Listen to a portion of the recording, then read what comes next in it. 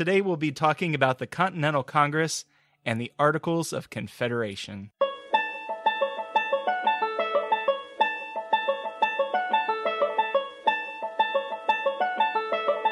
Let's throw a political party. Face it, the political scene sucks. But did it always? It's time for Election College, and class is in session. Now, your hosts, Jason Goff and Ben Smith.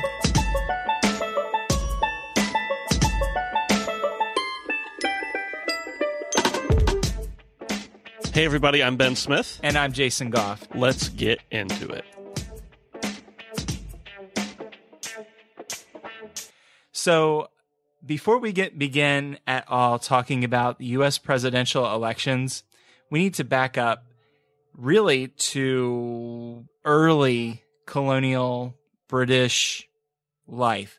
Basically, the colonies were owned by England. The first colony was actually established in Virginia in 1607.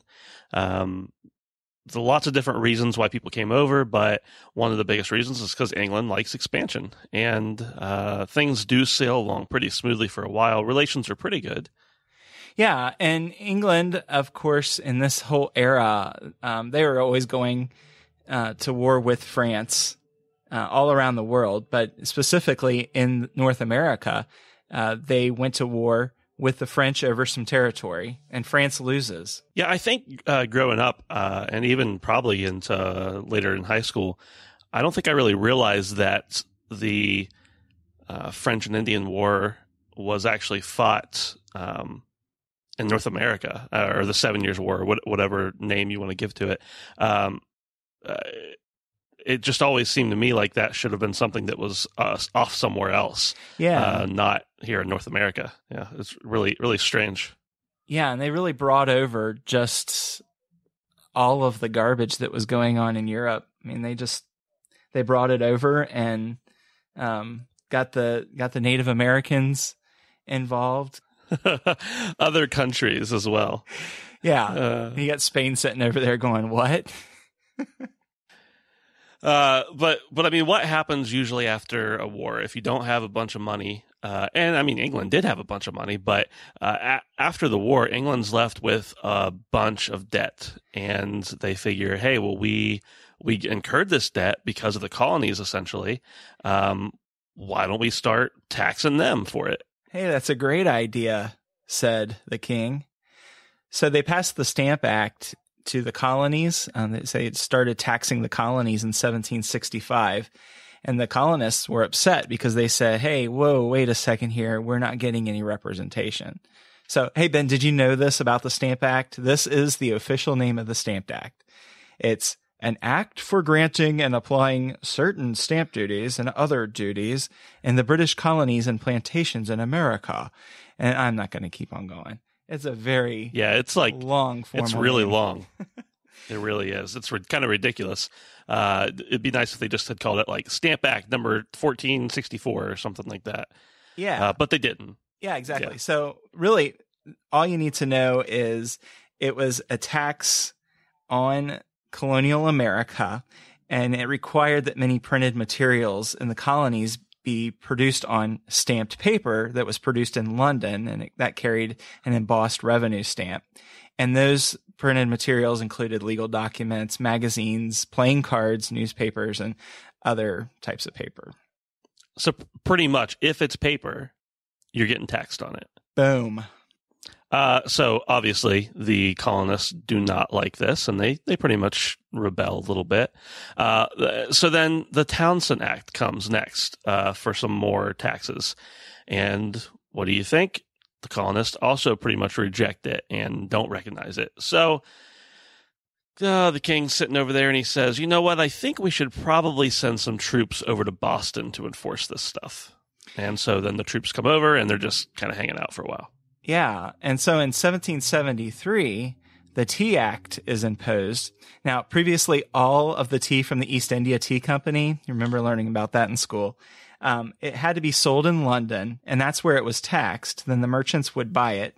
They would ship it across the ocean, jack up the prices, and resell it. So now you've got colonists not only paying import taxes, they're paying sales taxes, they're paying for the upped prices, they're paying for the additional fees that the company is being charged in England, they're paying for the additional fees that the merchants who bring it across the ocean are being charged, and the colonists just say, okay, we're done. We're not paying all these ridiculous prices anymore.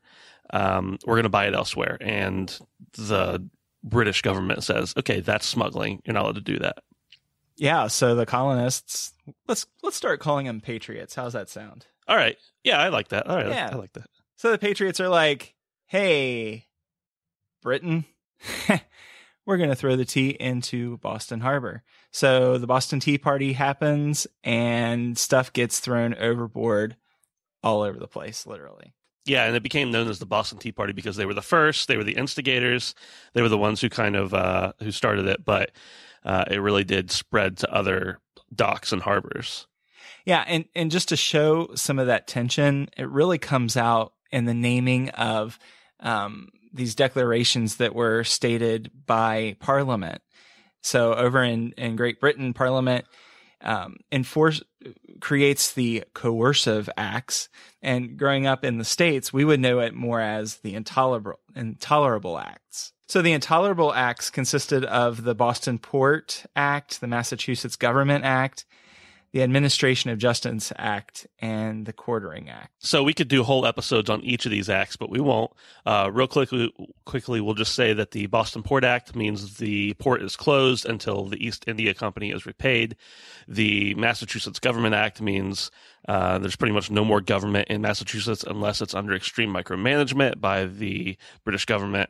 The Administration of Justice means that royal officials, if they have any trials that have to be had, they are allowed to have them in Great Britain. George Washington actually affectionately referred to this as the Murder Act because he kind of felt like if they brought over witnesses from the colonies, the British government could just abuse them and send them back or kill them or whatever they wanted to do. And then there was the Quartering Act, which allowed any governor in the colonies to house soldiers in unoccupied buildings. Yeah, so all of these acts were, I mean, obviously if somebody were to do that to us today, we would stand up and fight. And so for really the first time, the colonies banded together and they created an organization called the Continental Congress. So this newly formed association of colonial governments was a coordinated effort to resist British rule. And this happened in 1774. So they wanted to balance the interests of the colonies. They wanted to be an official liaison to Great Britain and really the rest of the world. And so for the first 2 years, because as we all know, the Declaration of Independence didn't come around until 1776, the Continental Congress was really the first organization that stood up to the British. And so the Continental Congress first meets in Philadelphia. September 4th, 1774 was the first date. And they have delegates from the colonies, with the exception of Georgia. Georgia says, we can't come right now. Yeah, and the reason being is really a political thing. They were dependent on Britain for military supplies to fight the Creek Native Americans, who were infuriated by what they perceived as an unfair deal struck between the colonial authorities and the Greek and Cherokee chiefs that required them to move off their traditional lands along the Savannah River. So the Georgians were really trying to play politics and get all that they could to not anger the British authorities. So I don't want to pick on Georgia too much here. Keep in mind during this era, opinions about being governed by the British, it was still pretty popular. The opinion shifted dramatically as people became aware of the Intolerable Acts and some of the other things the British were doing. So just a few short months later, Georgia was on board, and we have the colonies really united against the British. So the first meeting of the Continental Congress, they adopt this measure called the Articles of Association. And they say, okay, if the Intolerable Acts are not repealed by, let's say next December, December 1st, 1774, we're going to boycott British goods, and we're not going to take any of their stuff onto our land anymore. And so the Articles of Association also outline plans for an embargo on exports. They didn't want to even export anything if they were not repealed before 1775, September. And so these are really the first kind of actions that the Continental Congress puts into place. Yeah. So, and keep in mind at this time, too, that this was not necessarily a battle against the king. It was of sorts, but the Continental Congress was really voicing their opposition against Parliament, because Parliament is who instituted the Intolerable Acts. So what do? They call up the king and they say, hey, please, can we work together here? Can we reason together and get this abolished? And I mean, think about it. That's the logical thing to do. Nobody really wants to say to their powerful leader and country that has given them this land and has helped them fight off aggressors. That nobody wants to say, okay, by the way, guys, we're just done with you. Let's go to war. Let's get a bunch of people killed. The real point of this all was to try and come to agreeable terms that both sides thought were a good compromise. Yeah. So what happens when the appeal reaches the king? He refuses to accept it. So on July 18th, 1775, King George III refuses to accept what's called the Olive Branch Petition. And the petition was this attempt to suggest a means of resolving disputes between the colonies and Great Britain. So the Parliament says, okay, no more trade with the colonies. And also, if you see any other ships out on the ocean or even in dock, go ahead and seize them. We're fine with that.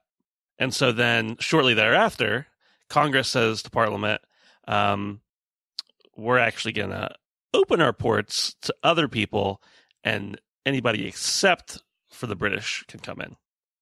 Yeah. And so with all of this, Great Britain is losing all kinds of authority. They're losing respect.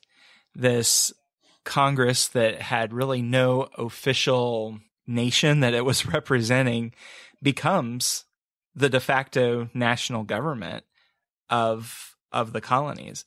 So in the midst of all of this, France, obviously not Great Britain's best friend over there, they're beginning to show their support for the colonies. And the Continental Congress sends a delegate. His name is Silas Deane. He was sent over to France in April of 1776. And he's over in Europe, and he's getting all kinds of support from France. And then Spain is like, hey, we agree. Let's support these American colonies. So Congress approves a resolution of independence on July 2nd. And so I actually read, Jason, that John Hancock goes home and tells his wife, July 2nd is the day that is going to live in infamy. Everybody's going to know about July 2nd, 1776, because that's when we declared independence. And of course, they didn't actually make up a formal declaration and a formal explanation of the decision, which was the Declaration of Independence, until July 4th. And then a couple days later, it gets published in a few papers, and things really start taking off at that point. Yeah, so now we have this independent country. At least, I don't know about you, Ben, but whenever I think July 4th, 1776, I'm thinking, okay, that's the day that everybody is recognizing the United States of America, and we're all set, and let's start. But really, it didn't happen that fast. So, and an example of that would be a formal alliance with France. That had not actually been formalized until 1778. And what happened there was Congress sent diplomats to Europe to encourage support for the American cause, because obviously the British were not happy by this declaration. So they're fighting this war, and France starts loaning money as a result of this alliance. And keep in mind, during this time, the colonies were still trying to make peace with the British. They didn't necessarily want to still be owned by the British, but they didn't want to fight. And the British said, no, we're not going to do that. We still don't recognize you as independent. And we're still going to fight a war on your soil. Our soil, really. Yeah, and so formal peace negotiations didn't take place with Britain until after the Confederation Congress, which we'll talk about on another episode. They took over the reins of government in March of 1781. And that was after the Americans secured the victory at Yorktown that we all hear about or have heard about. And that defeat of the British actually ended the war. All right, Jason, are you ready to talk about the Articles of Confederation? Yeah, let's do it. All right, so after the Declaration of Independence is formed and made, and there's a new national government, but it doesn't really have any written documentation. So they need some documentation and some really procedures and formalities to establish the different functions that this newfound country will have. Yeah, and there was really not a lot of consensus that was ever made during this time. So the Articles of Confederation really just established a weak central federal government. It was supposed to prevent the individual states from conducting their own foreign diplomacy.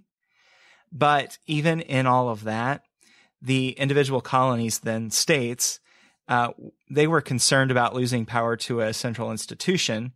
And in the midst of all of this, you had states like Georgia who were dealing with an issue on their southern border with Spain. And you had other activities going on. So the Articles of Confederation during this time, it was still one of those things that states were just now trying to find really their place and their function. Right. And I mean, there are, we think of the colonies once again as this happy-go-lucky group of people who are, okay, yeah, we're not connected to England anymore. We're going to be on our own. Let's all agree about everything. This is going to be great. But no, that's really not the case. There's a lot of disagreement. There's a lot of, hey, we're not listening to Congress. And there are just lots of arguments about the specifics in the Articles of Confederation. But there really was a need, and everybody recognized it. There was a need for the formal government to be put into place really quickly to get things back on track so that things didn't crumble back into chaos like they had been before. And throughout the podcast, this series, you'll see that even up until this day, our nation is still fighting through some of those issues of how many rights do the states have, what is the role of the federal government, and so on. But during this Article of Confederation time, it was really brought to the forefront. And I mean, there are whole political parties formed around this, right, Jason? I mean, there are parties made specifically for, or not necessarily made specifically for, but that are centralized more towards bigger government, ones that are towards smaller government, ones that are toward no government. It's really interesting to see the different dynamics. Yeah, and you'll even see different areas where a political party will shift from the desire to have a stronger federal government in this area and a weaker federal government in that area. And it ebbs and flows throughout the history of our country. So all of this leads to the formation of the Constitutional Convention, which of course formulated our current Constitution. And we'll talk about that in our next episode. I'm on the edge of my seat.